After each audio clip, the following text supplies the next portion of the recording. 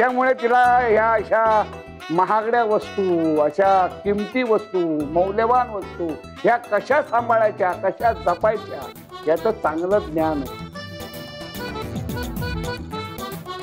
कळलं का? म्हणजे अगं मला मुलगी नाहीये ग,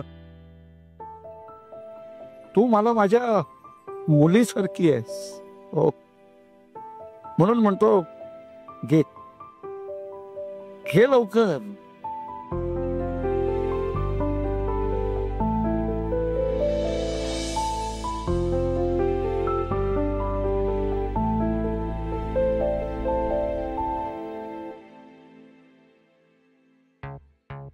बया, चुलीवरचा स्वयंपाक केला म्हणून 200 रुपये, आता सोन्याचा हार. त्यापेक्षा मी स्वयंपाक केला असतं तर चाललं असतं, मला मिळाला तरी असता. आजोबा नमस्कार करते. अष्टपुत्र सौभाग्यवती भव. माझ्या मनासारखं सगळं झालेलं आहे आता.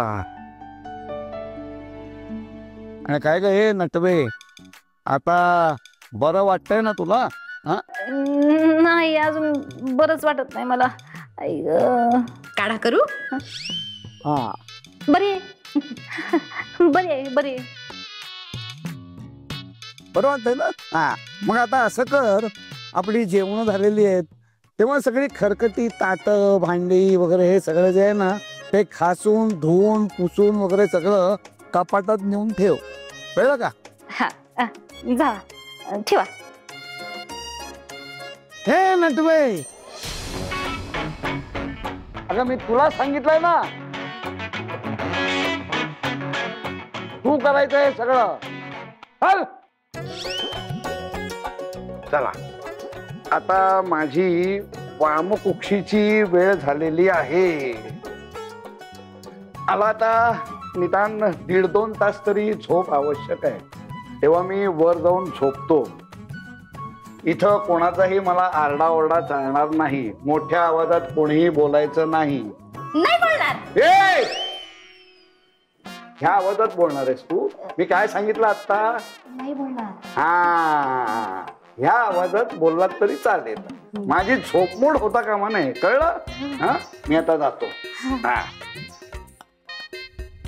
कुठे हार? बघू बघू बघू कसं आहे?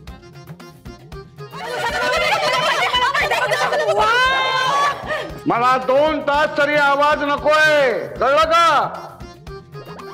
माझी झोपमोड होता कामा नये. शांतपणे झोपू देत मला. सॉरी